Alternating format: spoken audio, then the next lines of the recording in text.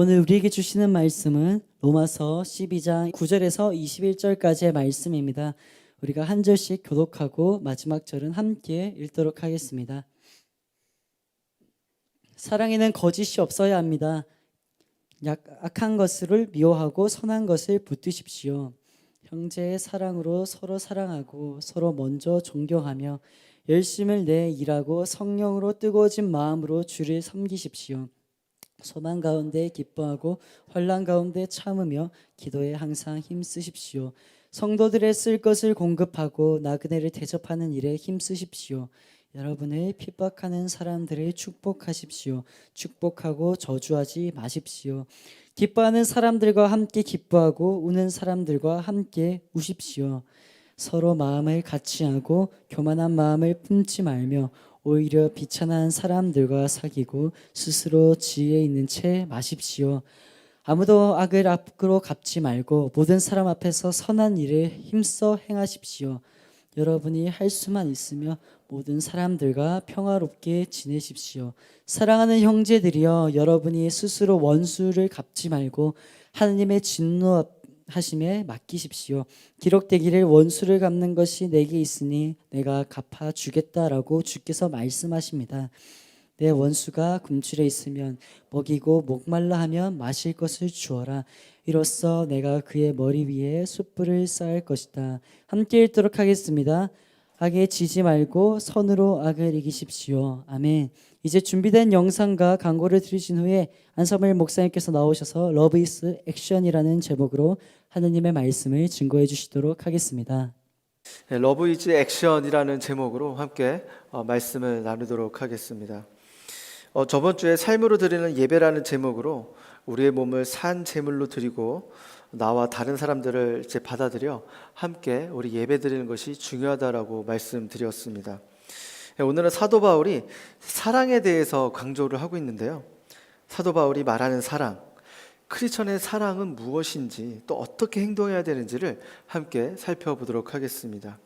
우리 9절 말씀 함께 읽어보도록 하겠습니다. 9절 말씀 시작. 사랑에는 거짓이 없어야 합니다. 악한 것을 미워하고 선한 것을 붙드십시오. 네, 오늘날 그 사랑이라는 단어는 모든 사람을 좋아하고 포용의 의미로만 사용되어지는 경우가 많습니다. 그러나 바울 사도는 참된 사랑은 악을 용납하지 않는 것이라고 말합니다. 물론 우리는 악인은 용납해야 합니다. 우리 가운데서도 어떤 사람의 악한 행동이 미운 나머지 그 사람까지 거절해버리는 오류를 범할 수가 있어요. 또한 반대로 우리가 악인을 사랑하고 용납해야 한다고 생각한 나머지 그 사람의 삶 속에 있던 악까지도 눈을 감고 넘어가 버리는 경우가 있을 수가 있습니다. 우리가 정말 이웃을 사랑한다는 것은 어떤 의미를 갖는 것일까요? 그것은 내가 사랑하는 사람들의 삶 속에 있는 제약 안에서 그들이 떠날 수 있도록 그들을 도와야 하는 것이 진정한 사랑인 것입니다. 사랑은 사람을 미워하는 것이 아니라 악을 미워해야 하며 선한 것을 붙드는 것입니다. 그리고 형제를 사랑하여 서로 사랑하고 존경하기를 먼저 하라라고 계속해서 말씀하고 있습니다. 10절 말씀 보실까요? 형제의 사랑으로 서로 사랑하고 서로 먼저 존경하며. 오늘 성경에서는 형제는 서로가 깊은 신뢰와 사랑과 인격적인 관계가 형성이 되어 있어야 한다라고 말하고 있습니다. 여러분, 우리들의 사고의 방식은 철저히 기브인 테이크인 것만 같습니다. 너가 먼저 사랑하면 내가 사랑해 줄게, 또는 너가 먼저 사과를 해야 내가 용서를 할 수 있다라고 말하죠. 사역을 할 때도 마찬가지입니다. 내가 이 정도로 했으니 너도 이 정도 헌신해야 되는 거 아니냐. 그리고 이러면서 서로 나를 세우기도 합니다. 또는 그 사람이 먼저 잘못했으니 또 그 사람이 나보다 나이가 어리니까 나에게 먼저 네가 용서를 해야 되는 게 맞지 않느냐. 그러면 내가 사과를 받아주겠다. 이렇게 우리가 기브 앤 테이크로 생각하고 있는 사고방식이 많다는 것이죠. 여러분, 이렇게 되면 우리 공동체 안에, 여러분들 관계 안에, 문제 안에 아무 일도 일어나지가 않습니다. 모두가 서로 미루기만 하는 것이죠. 먼저 하회를 해야 변화가 일어나는 것입니다. 그리고 이어서 여러분, 사랑은 열심을 내는 것입니다. 우리 11절 말씀 볼까요? 11절 말씀 시작. 열심을 내 일하고 성령으로 뜨거워진 마음으로 주를 섬기십시오. 네, 11절 말씀에 열심을 내 일하라고 기록되어져 있습니다. 여러분, 신앙생활의 가장 중요한 동기는 하나님을 사랑하는 데서부터 시작합니다. 예수님께서 나를 사랑하신 그 놀라운 사랑을 체험한 우리는 이제 하나님을 향한 사랑을 고백하면 됩니다. 하나님을 사랑한다면 자연히 하나님이 기뻐하시는 일을 하고 싶다는 생각이 우리 안에서 들게 됩니다. 그렇게 되면 어떻게 돼요? 우리는 열심을 내게 되죠. 여러분, 한번 연애 때 한번 생각을 해보세요. 사랑을 하려면 이 사랑조차도 부지런해야 합니다. 연애도 게으른 사람에게 힘들어요. 남자친구나 여자친구나 어떤 특별한 날, 기념일을 준비하기 위해서 여러분들 어떻게 해보셨나요? 직장인 같은 경우는 퇴근하고 나서 이제 막 준비할 게 많습니다. 어떤 선물도 준비해 놓고, 또 물건을 픽업하러 가기도 가고, 또 어떤 장소에 있으면 데코하기도 하고, 또 어떤 대사나 행동이 있어야 된다면 연습도 해보고, 열심히 부지런해야 하는 것이죠. 혹시 목태 솔로인 분들이 이게 공감이 잘 안 된다면 여러분, 예수님을 첫 만났을 때 예수님의 첫사랑을 한번 떠올려 보세요. 저는 온누리교회 와서 이제 예수님의 첫사랑이 회복되어서 그때 한번 생각을 해보니까 엄청나게 부지런했던 기억이 있습니다. 먼저 새벽부터 깨게 돼요. 홀리스타 새벽 기도부터 다니게 되더라고요. 왜냐하면 눈 뜨자마자 하나님의 말씀을 너무나도 듣고 싶기 때문이에요. 그 사랑하는 음성, 나를 사랑하신다는 말씀, 오늘 나에게 해주신 말씀이 무엇인지 그게 기대되어서 졸린 눈을 비비고 눈을 떠서 새벽 기도 가게 됩니다.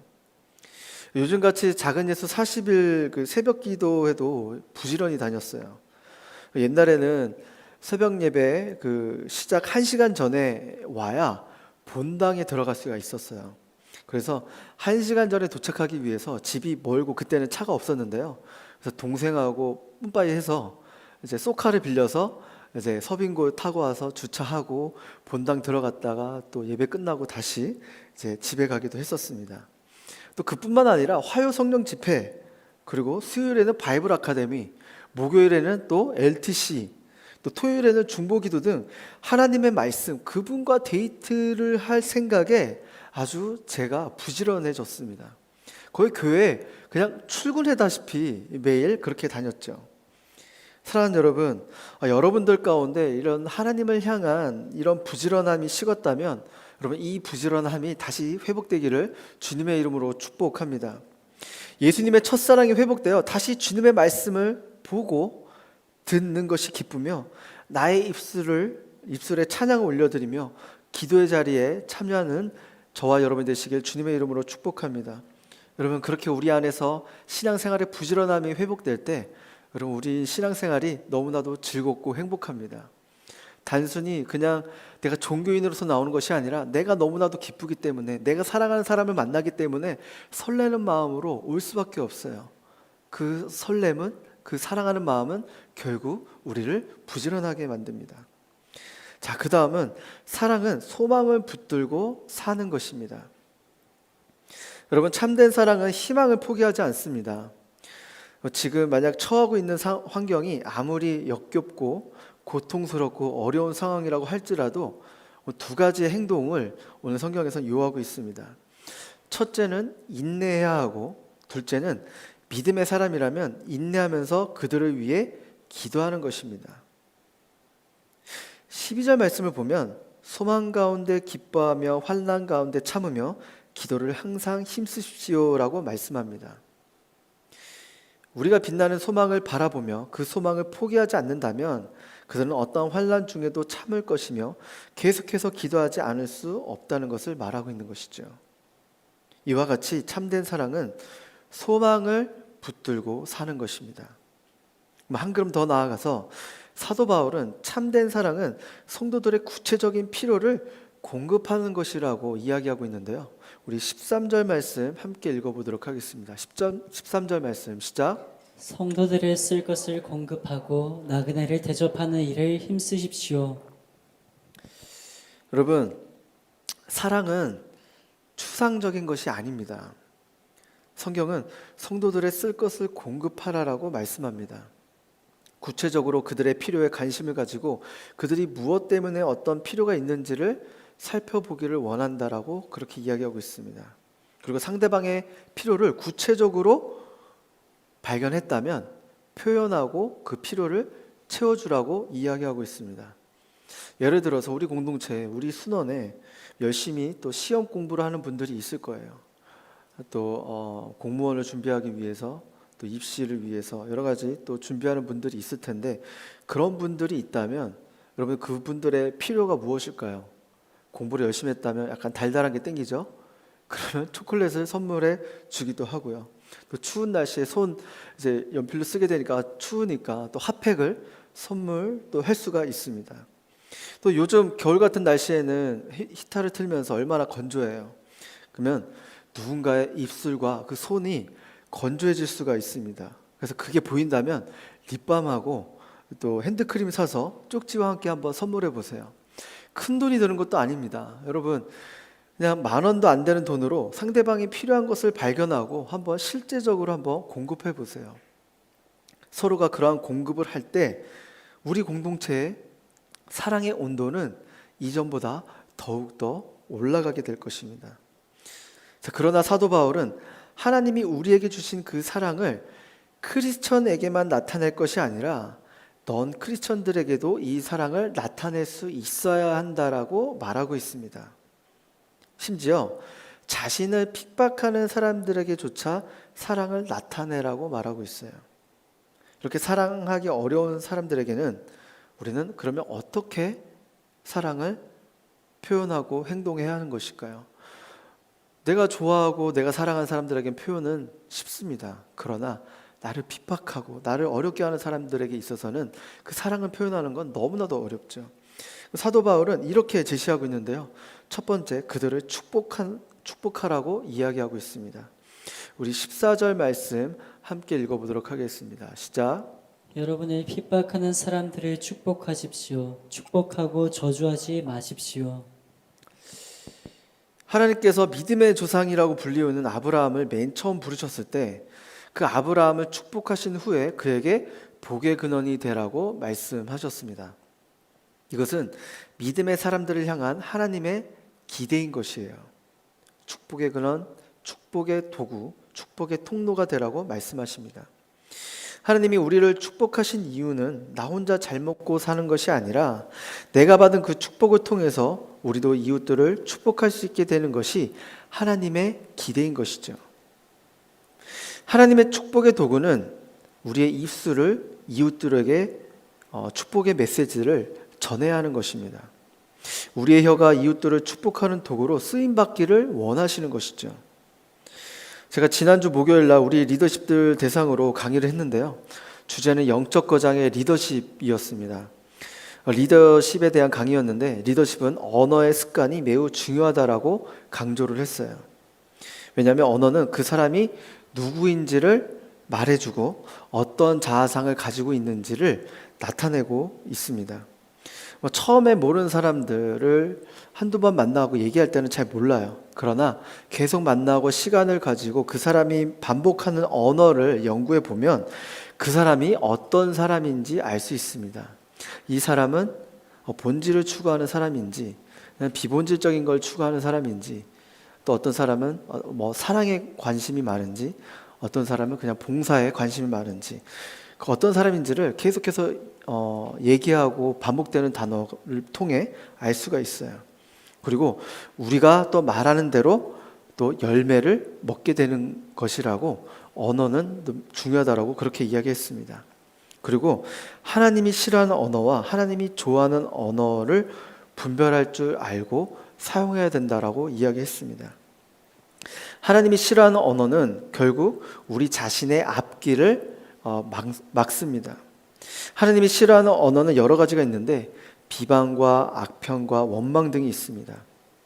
이런 언어는 하나님이 주신 것에 감사하지 못하는 마음에서 비롯됩니다.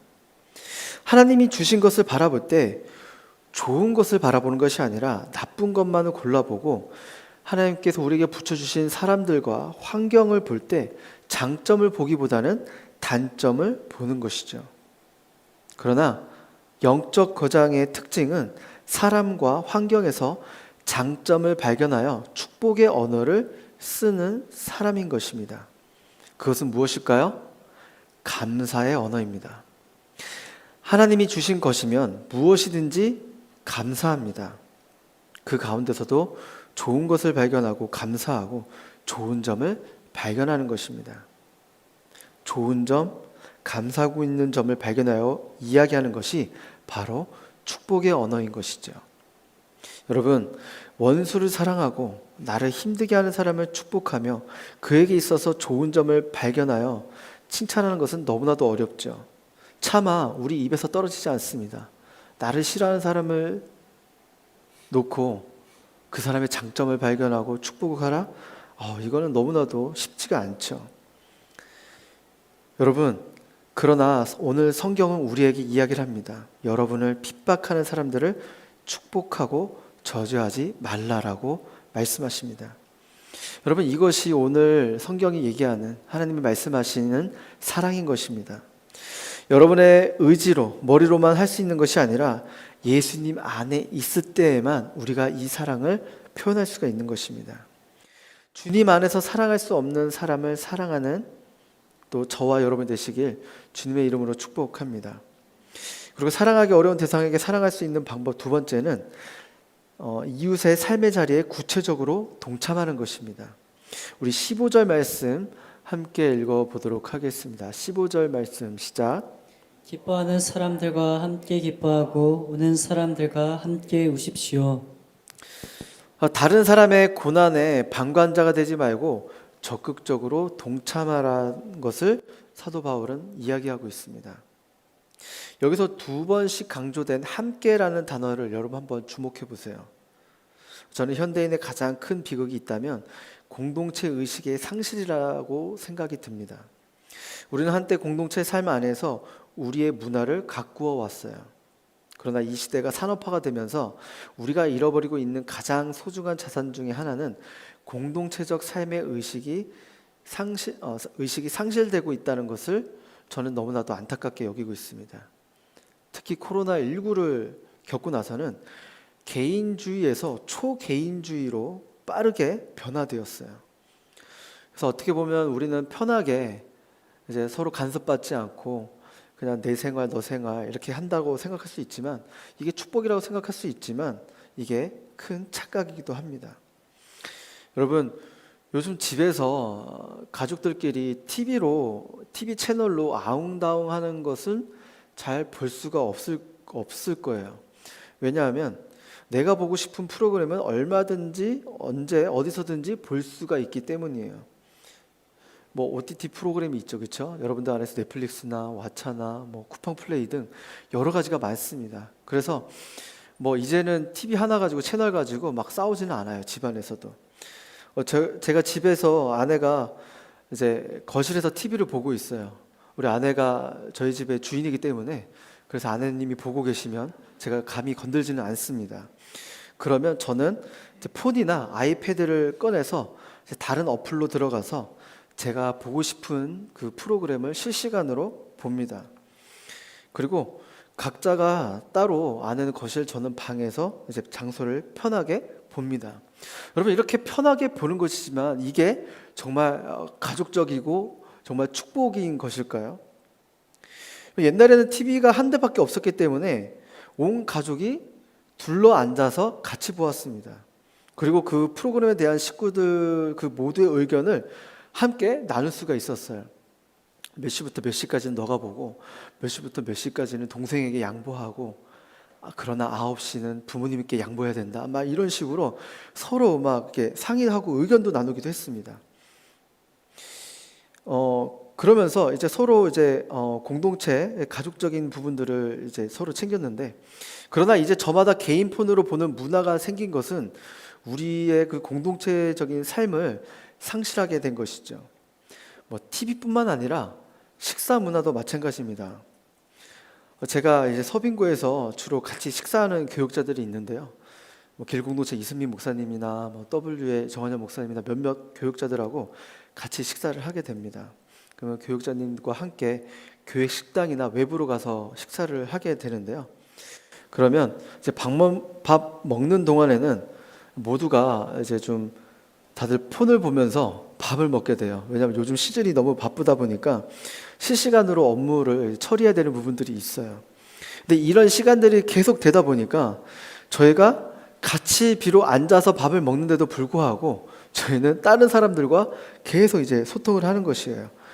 그래서 이상한 현상이 일어나고 있다 보니까 어떤 교육자분께서 이렇게 얘기하는 것이었어요. 우리 식사하는 동안에는 휴대폰을 내려놓읍시다 라고 그렇게 이야기를 했어요. 그래서 그때부터는 좀 밥 먹을 때 내려놓고 이제 밥을 먹기 시작했는데, 그렇게 하다 보니까 일어나는 현상은 서로 대화가 주고받게 되는 것이었죠. 여러분, 이러한 모습이 비단 우리 지금 제가 겪고 있는 이 모습뿐만 아니라 여러분들의 모습 가운데서도 동일하다는 생각이 듭니다. 밥 먹을 때도 뭐 카톡도 하게 되고, 또 어떤 분하고도 이제 신방을 하다 보면은 어떤 지체는 이제 막 이야기하다가도 이제 막 카톡을 하게 되고, 결국 눈앞에 보이는 사람에게 가치를 보이는 것이 아니라 눈에 보이지 않는 사람에게 계속해서 연락을 하는 것이죠. 이렇게 개인주의적인 삶은 우리는 문명의 발전이라고 생각할 수 있지만, 그러나 동시에 잃어버려져 가는 것은 공동체적 그 삶, 이 관계적인 부분에서 우리가 점점 잃어버리고 놓치고 있는 부분들이 많습니다. 사랑하는 여러분, 여러분은 현재 나와 맞이하고 있는 분에게 가치를 보이기를 바랍니다. 눈에 보이지 않는 분과 연락을 하다가 눈앞에 있는 분에게 신뢰를 범할 수가 있습니다. 그러면 눈앞에 있는 사람, 나와 교제하고 있는 사람에게 구체적으로 우리는 어떻게 가치를 보여주고 사랑을 표현할 수 있을까요? 그것은 16절 말씀에 있습니다. 16절 말씀 시작. 서로 마음을 같이하고 교만한 마음을 품지 말며 오히려 비천한 사람들과 사귀고 스스로 지혜 있는 채 마십시오. 핍박하는 사람을 축복하고 고난당한 사람들 옆에서 그저 도와주는 것이 아니라 같이 고난에 동참하라고 이야기하고 있습니다. 어려운 사람은 어려울 때 도와줘야 도움이 됩니다. 어려움이 다 지나간 후에 도와주는 것은 도움이 아닙니다. 가장 어려울 때 같이 있어 주어야 하는 것이죠. 그래서 저는 이 말씀이나 또 여러 전도서에서 보면 여러 말씀들이 있는데요. 그래서 이 말씀을 붙들고 저는 장례식장에는 상황이 되면 어떤 사역으로 겹치지 않으면 최대한 가려고 노력을 합니다. 슬퍼하고 힘든 시기에 같이 가서 그와 함께 울어주는 것만큼 좋은 것은 없습니다. 큰 위로가 되는 것은 없습니다. 그리고 가끔 정말 결혼식장과 장례식이 겹칠 때가 있어요. 그러면 저의 선택은 그냥 장례식으로 발걸음을 옮깁니다. 제가 공동체에 있는 동안 이제 여러 차례 조문을 갔었는데 그 중에 한 분이 이제 기억에 남습니다. 제가 해외를 다녀오고 나서 컨디션이 되게 안 좋은 상태였어요. 그래서 교회에서도 이제 배려를 받아서 몸이 안 좋으니까 집에서 쉬라고 이제 쉬고 있었을 텐데, 그때 하루 지나고 나서 연락을 받게 되었어요. 한 지체분의 외할머니께서 소천하셨다는 소식이었어요. 그래서 그 조문 장소를 이제 알아보니까 서울과 경기도의 지역도 아니었어요. 보니까 남부 지방이었습니다. 그래서 차로 5시간 정도 가야 되는 그런 거리였습니다. 그래서 그 전화를 받고 제 안에서 고민이 생기기 시작했습니다. 저의 컨디션이 썩 좋은 편이 아니었기 때문에 제 안에서 내적 갈등이 막 일어나기 시작했어요. 아프니까 못 가도 괜찮겠지? 뭐 이런 생각도 한편 들기도 했어요. 뭐 이해해 주겠지? 생각도 들었는데 한편으로는 사무엘, 네가 목회자인데 그래도 가야지. 막 이러면서 이런 그 두 생각이 제 안에서 막 충돌하기 시작했습니다. 그래서 그런 고민 가운데 문득 생각나는 말씀이 떠올랐어요. 우는 사람들과 함께 울라라는 말씀이었어요. 그래서 좀 더 쉽게 결단을 했습니다. 그래, 나는 죽어도 사역하다 죽자라는 심정으로 내려가게 되었습니다. 그래서 어느 정도 거리가 있었기 때문에 열차를 타고 내려가고 또 역에서 또 택시를 타서 조문 장소에 도착을 했습니다. 이제 돌아오는 열차도 미리 끊어놨기 때문에 그래서 이제 조문 장소에 도착해서 그분과 이제 충분한 시간을 가지지 못했어요. 그래서 짧은 시간이었는데 짧은 시간을 같이 위로하고 기도해주고 또 서울로 복귀했습니다. 근데 그날 하루가 당일치기에 이제 사역이었는데 저에게는 뭐 고된 하루였습니다. 워낙 정상 컨디션이 아니었기 때문에 집에 가서 다시 좀 이렇게 뻗었거든요. 하지만 한참 좀 시간이 지나서 나중에 돼서 그 지체와 함께 이야기를 하다가 그날에 대해서 또 이야기할 대화를 주고받을 기회가 있었습니다. 근데 그분이 말하기를 목사님 그날 먼 곳까지 와주셔서 제게는 너무나도 큰 위로가 되었습니다. 사실 신앙적으로 방황하고 있었고 공동체를 떠날까도 생각했는데 목사님과 몇 분이 함께 와주셔서 공동체의 소중함을 깨닫게 되었습니다라고 이야기해 주었습니다. 그래서 저는 그때부터 더욱더 확신하게 되었어요. 아, 우리 공동체 가운데 이런 어려운 자리들은 무조건 가야겠다.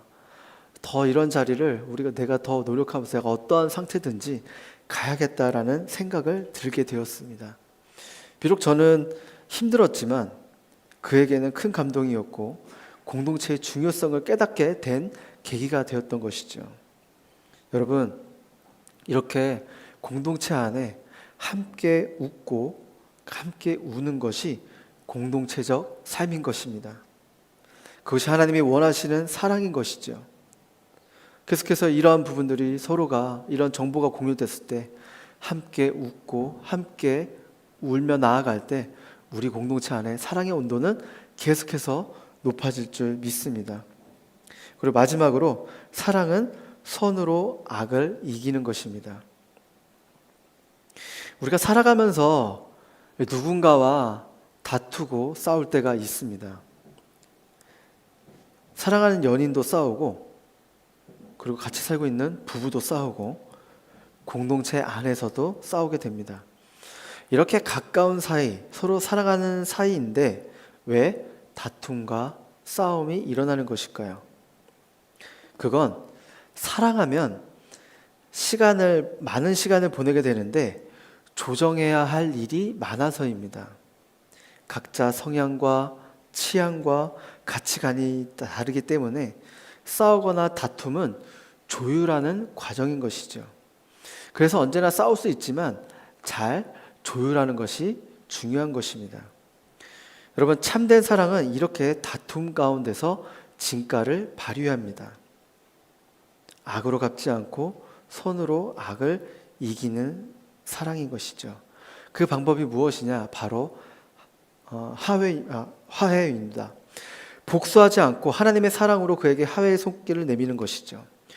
우리는 싸우는 것에는 문제가 있지 않다라고 봅니다. 진짜 문제는 다툼을 극복할 만한 화해의 능력을 기르지 못한 데 있는 것이죠. 온누리 교회에 자주 오시는 장경철 교수님의 일화입니다. 교수님이 아침에 일어나 글을 쓰다가 식탁 늦게 간 적이 있었는데 거기에 남은 식빵 하나가 있어서 먹었다고 합니다. 근데 그 빵을 먹고 나니까 큰 딸이 그걸 보고 울기 시작했어요. 그래서 교수님은 왜 우냐라고 질문하자 딸은 자기가 먹으려고 침 발라 두었기 때문에 그래서 아빠가 먹어서 슬프다는 것이었습니다. 그래서 교수님이 그래 계속 달래주었어요. 그런데 딸이 울음을 그치지 않고 계속해서 더 크게 울자 교수님도 그냥 화가 이제 나서 나는 너를 위해서 그렇게 열심히 벌고 너한테 이렇게 가져다 주는데 너는 치사하게 빵 하나 때문에 아빠한테 이러냐? 라고 큰 소리를 외쳤다고 합니다. 그렇게 화를 냈다고 합니다. 그러고 나서 교수님은 방 안에 들어가서 이제 마저 글을 쓰는데 딸 아이의 마음을 아프게 해서 그런지 글이 잘 안 써졌다고 합니다. 그래서 교수님은 컴퓨터로 이제 타이핑을 치면서 아빠는 해수를 사랑해요라고 크게 이제 써서 프린트 아웃을 해서 딸에게 가져 주었다고 합니다. 딸은 그것을 받고 울음이 그쳤어요. 그리고 교수님은 방 안에 들어와서 계속해서 이제 글을 쓰는데 이제 똑똑하더니 이제 문이 열리면서 딸 아이가 들어왔어요. 딸 아이는 그 손에 한 번 접힌 종이가 있었는데 그 종이를 아빠한테 주는 것이었어요. 그래서 교수님은 그 종이를 열어보니까 하트 그 안에 이제 이런 글씨가 써 있었어요. 혜수는 아빠를 사랑해요. 그러면서 교수님은 그때 이제 깨달은 것은 안 싸우는 것도 좋지만 화해가 더 중요하다는 것을 느끼게 되었다는 것을 강의를 통해서 말씀하신 적이 있었습니다. 여러분, 진짜 사랑을 실천하기 위해서는 여러분 어디서부터 시작을 해야 되는 것일까요? 여러분, 집에서 부모님과 다툰 적이 있나요? 순모임 안에서, 사역팀 안에서 다툰 적이 있나요? 그럼 그에게 악으로 갚지 말고 선으로 이기기를 바랍니다. 이렇게 먼저 화해하는 능력을 키워 우리 인생의 좋은 관계를 놓치지 않는 저와 여러분 되시길 주님의 이름으로 축복합니다. 여러분, 참된 사랑이란 한때의 낭만의 기분, 좋은 추억이 아니라 화해의 능력으로 사랑하는 사람을 잃지 않은 것이고 그 사람과 계속해서 관계를 유지하는 것입니다. 사랑하는 여러분, 가수 박원의 노력이라는 그 노래를 여러분 아시나요? 여기 이 노래 가사를 보면 연인 관계 그 권태기를 너무나도 사실적으로 표현했습니다. 그 노래에는 이런 가사가 있습니다. 사랑을 노력한다는 게 말이 되니? 여러분, 사람들이 사랑에서 가장 중요하게 생각하는 것은 마음입니다. 그렇다면 노래의 가사처럼 사랑을 노력한다는 것은 말도 안 되는 이야기입니다. 하지만 사랑은 갑자기 마법처럼 생기는 감정도 아닙니다. 내가 사랑해야지 한다고 뿅 가고 생기는 것도 아니에요. 사랑하기 때문에 하는 사랑도 있지만 사랑해야 하기 때문에 하는 사랑도 있는 것입니다. 어느 부모에게나 자녀는 가장 큰 사랑의 대상이기 마련입니다. 하지만 자녀라고 해서 매번 사랑스럽지가 않아요. 가장 큰 사랑을 안겨주는 사람도 자녀이지만 동시에 가장 큰 상처를 주는 존재도 자녀인 것입니다. 그럼에도 자녀를 향한 부모의 사랑은 변함이 없습니다. 그렇게 자녀를 향한 부모님의 사랑은 뜨거운 감정을 넘어 때론 인내로, 때론 잔소리로, 때론 눈물로 표현되어지는 것입니다. 여기서 우리는 또 다른 사랑의 모습을 보게 되는 것이에요. 꼭 가슴 뛰듯이 사랑하지 않아도 오래 참고 온유하며 배려하고 참고 견디며 무례하게 대응하지 않는 것도 여러분 사랑인 것입니다. 누군가를 사랑한다는 것은 대단한 것에서 시작되는 것이 아니에요. 이미 저와 여러분이 누군가에게 하고 있을 행동을 조금씩 늘려가는 것, 그것이 사랑을 실천하는 것입니다. 여러분, 오늘 성경 말씀에서 사랑에 대해서 이야기하는 것들을 여러분 조금씩 하나하나씩 행동해 보기를 바랍니다. 이미 알고 있는 내용, 뻔한 내용 같지만 우리가 실천하지 않기 때문에 이 사랑이 전해지지 않는 것입니다. 여러분, 오늘 예배 후에 내가 사랑하는 사람, 그리고 사랑하기 어려운 대상에게 한번 그 사랑을 한번 실천하고 표현해 보기를 바랍니다. 그러면 완전하신 하나님께서 그 사랑을, 우리가 표현된 그 사랑을 익어가게 하실 것입니다. 그리고 마지막으로 완전한 사랑을 몸소 보이신 예수님을 여러분 바라보기를 바랍니다. 예수님은 이 세상의 모든 죄악을 짊어지시고 십자가에 돌아가심으로써 사랑으로 악을 이기셨습니다. 우리가 예수님을 바라보며 나아갈 때 예수님의 사랑의 온도가 우리 안에서 회복될 줄 믿습니다. 여러분 반드시 사랑을 표현해 보기를 바랍니다. 정말 대단한 거지 않아도 카톡으로라도 부모님에게라도 형제 자매 또 사역팀원들에게 또 순장님에게 한번 표현해 보기를 바랍니다. 작은 것이라도 사서 쪽지라도 여러분 그 사랑을 표현하며 나아갈 때, 그렇게 한 사람 한 사람이 서로 표현하며 나아갈 때 우리 공동체가 더욱더 주님 안에서 연합되고 사랑의 공동체가 되어가는 공동체가 되기를 주님의 이름으로 축복합니다.